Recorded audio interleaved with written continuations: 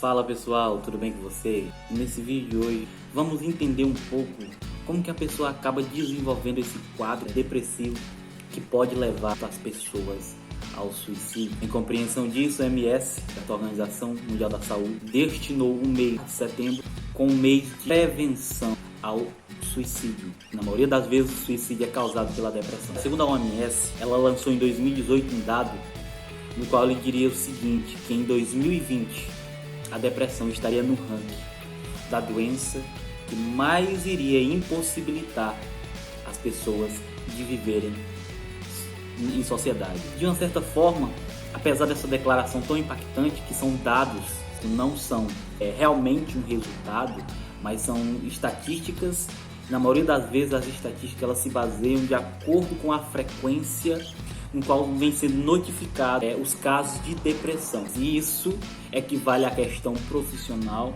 à questão familiar, certo? E dentre os outros fatores que o ser humano está englobado.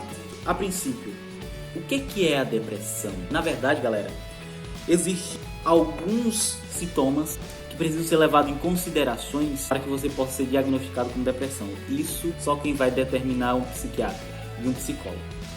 E na verdade não existe uma questão X específica que possa determinar que a pessoa vai desenvolver uma depressão. Até porque nós somos seres humanos que temos experiências de vidas diferentes e de acordo com a experiência de vida de cada um é que vai determinar se a pessoa ela tem a probabilidade de desenvolver uma depressão ou não. Existe um conjunto de fatores que leva uma pessoa ao estado depressivo. Existem tantas outras, mas irei listar basicamente as 4 mais frequentes que têm levado as pessoas ao estado de depressão. O primeiro fator é a genética. Segundo uma pesquisa muito simples feita, foi constatado que existe uma probabilidade da pessoa carregar geneticamente também desenvolver a depressão. E essa pesquisa foi baseada de acordo com os dados familiares, como por exemplo, se uma casa, o pai e a mãe tivesse depressão, a probabilidade de um filho desse casal desenvolver a depressão seria 2 vezes mais assertiva. E se para os pais, os avós, ou a avó ou o avô também tivesse quadro depressivo, a probabilidade ela se tornava 3 vezes mais assertiva com relação a isso. No entanto, precisamos entender que não somente a genética ela vai determinar. O segundo fator que pode contribuir que o indivíduo desenvolva a depressão são questões de traumas emocionais, abusos sexuais, abusos tanto físico como psicológico, certo, galera? Maus cuidados, privação de sono, viu, galera? Pessoas que sofrem de insônia, ela tem uma probabilidade a mais de desenvolver a depressão. Lembra que eu falei a questão da genética? Hoje existem várias pesquisas, a questão genética que pode determinar, porém existe um contexto que é chamado de epigenético. De acordo com a ciência, ela vai dizer que não somente a questão genética determina que a pessoa desenvolva o quadro depressivo, como também o ambiente no qual ela convive também vai determinar sobre a genética se pode ou não desenvolver o quadro depressivo. E um exemplo que eu gosto de citar para poder entender melhor esse contexto é o seguinte. Vamos supor que você tem uma tendência diabética, isso já faz parte da genética familiar. No entanto, se você, por exemplo, morar numa região da África, no qual lá há uma escassez, uma necessidade de carboidratos, a probabilidade de você que tem essa genética de desenvolver diabetes vai ser mínima. Ou seja, porque o ambiente ele vai agir em cima das programações genéticas que você adquiriu dos seus pais. Então isso nos prova que somente a genética vai determinar, porém o ambiente de convívio ela também contribui para que esse quadro se altere e ele cria uma intensidade maior.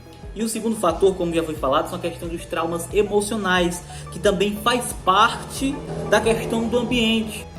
Abuso sexual acontece no meio ambiente familiar, os maus tratos também acontecem na convivência de cada um, e tudo isso vai determinar. Segundo a neurociência, a nossa mente ela tem uma capacidade de armazenar informações, no qual ela vai servir de informação para nos preservar de uma possível situação semelhante ao que foi ocasionado. Uma vez que a mente ela registra essas informações, esses momentos, e dentre esses os momentos negativos, impactos negativos principalmente, eles têm a tendência de registrar mais fácil, de ficar armazenado com mais facilidade. E uma vez que a mente ela armazena essa informação, ela vai trabalhar a todo vapor para te preservar de uma possível situação novamente que possa lhe causar estresse, constrangimento, medo, certo, galera? E perigo. Traumas emocionais, eles estão aí num pacote primordial que pode levar a pessoa ao estado depressivo. Não é à toa, as pessoas que sofrem de algum problema de um trauma, elas revivem todos os dias como se elas estivessem vivendo a mesma situação. Isso acontece por quê? Porque a mente, ela é atemporal. Então para ela é como se estivesse acontecendo o tempo todo. Porque acontecendo o tempo todo, a mente ela vai estar dizendo assim, ó, perigo, perigo, perigo, perigo. Então fique atento. E isso desenvolve ansiedade, isso desenvolve insônia, isso desenvolve síndrome do pânico, que pessoas depressivas, elas têm uma facilidade maior de desenvolver todos esses demais transtornos, certo? Não é porque ela quer, é um mecanismo de defesa. Uma vez que ela consegue disparar todos os mecanismos de defesa para preservar a pessoa, ela vai fazer. Diferente de um animal irracional, que uma vez que ele sente o cheiro, o olfato, ela sente no olfato a presença do inimigo, o mecanismo de defesa dela ativa e ela fica alerta. E nesse caso ela foge ou ela ataca, dependendo da ocasião. Porém, depois que a situação passar, que tudo voltar ao normal, o animal vai continuar ali como se nada tivesse acontecido.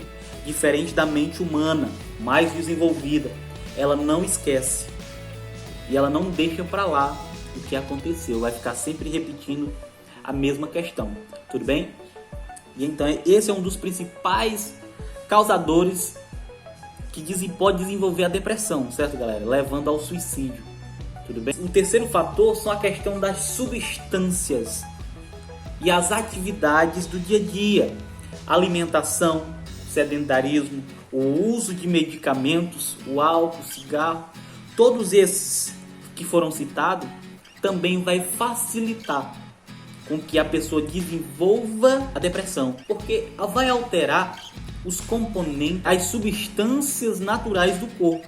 E uma vez que uma substância externa ela adentra no organismo do indivíduo, o corpo ele vai procurar o máximo de se adaptar com isso. E existem substâncias que elas acabam diminuindo a produção da serotonina, que é um neurotransmissor responsável pela felicidade, responsável pela alegria e os estímulos disso tudo, que levam que a pessoa tenha uma vida mais de felicidade, de prazer. Então vai diminuindo a questão da dopamina, que é a questão do prazer, vai diminuindo a produção da noradrenalina, que é energia e motivação.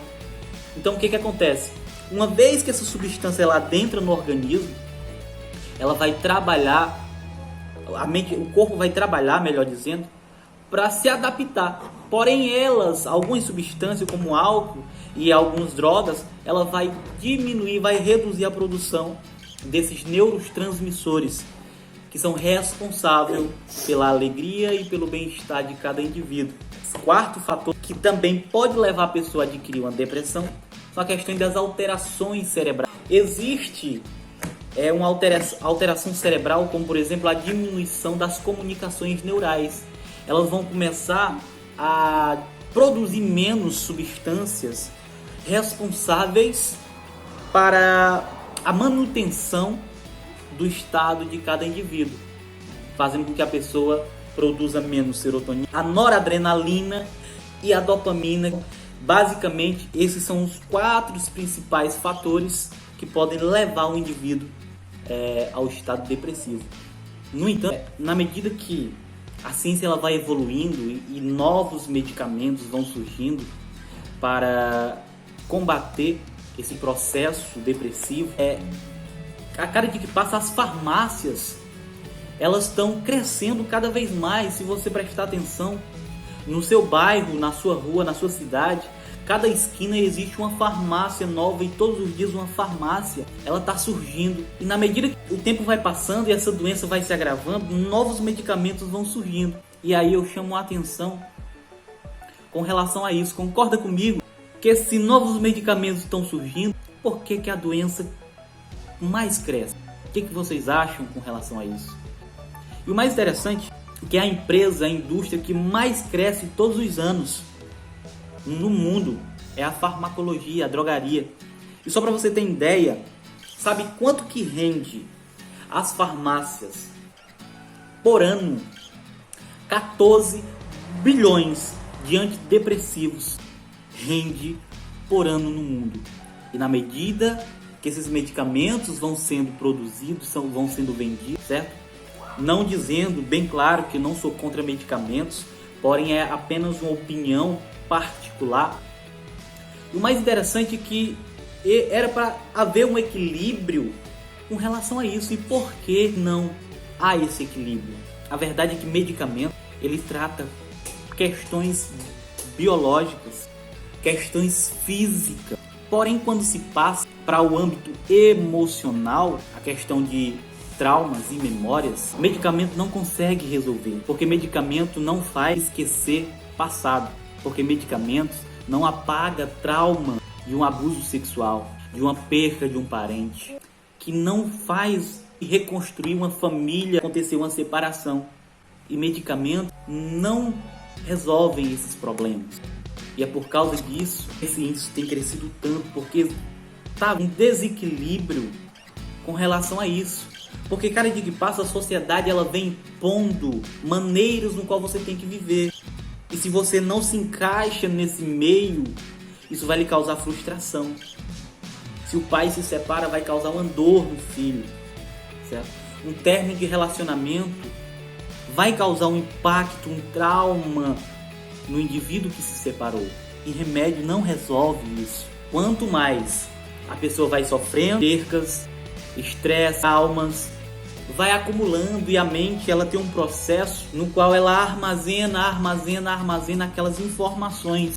E vai chegar um momento que não vai ter espaço suficiente para a mente ela suportar todas aquelas informações negativas. Aí chega um momento de explodir. Nesse momento começa a aparecer sintomas no qual a gente conhece como depressão, como ansiedade, como síndrome do pânico, como insônia, como estresse excessivo, transtorno bipolar e por aí se vai. Então é por isso que medicamento nem sempre resolve essas questões emocionais. É necessário para poder manter um equilíbrio de componente químico no corpo. Porém, se na medida que o tempo for passando e esses medicamentos eles não vão resolvendo essas dores, quando eu falo de dor, não estou falando só fisicamente, estou falando emocionalmente também, é necessário procurar ajuda.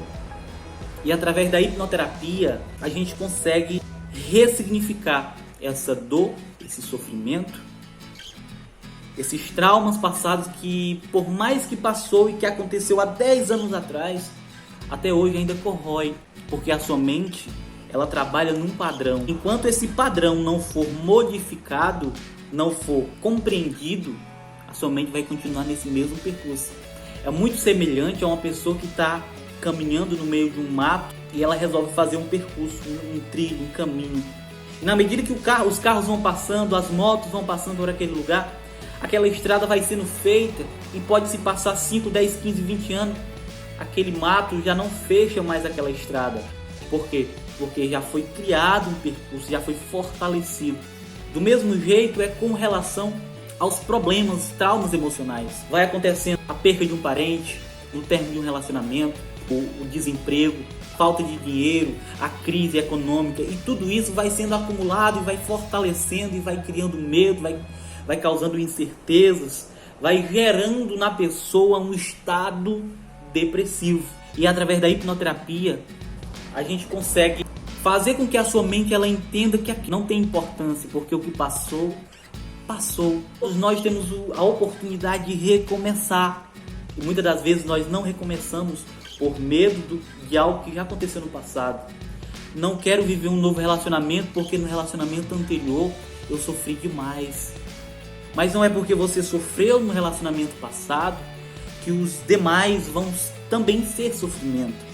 Porém, a sua mente ela não quer entender dessa forma. E através da hipnoterapia a gente consegue dizer para a sua mente que pode sim, e há sim um recomeço. E através da hipnoterapia você consegue viver uma nova vida. Você consegue deixar os medos do passado e começar uma vida nova. Então espero que vocês tenham gostado. Para mais informações a respeito da hipnoterapia, entre em contato, chama via WhatsApp do link, certo? Que eu deixo na bio e tire as suas dúvidas. Sou Leonardo Silva, sou hipnoterapeuta, especialista em problemas emocionais advindos de traumas, como depressão, ansiedade, fobia, estresse excessivo, insônia e todo e qualquer tipo de problemas emocionais advindo de trauma. E até a próxima. Tchau, tchau.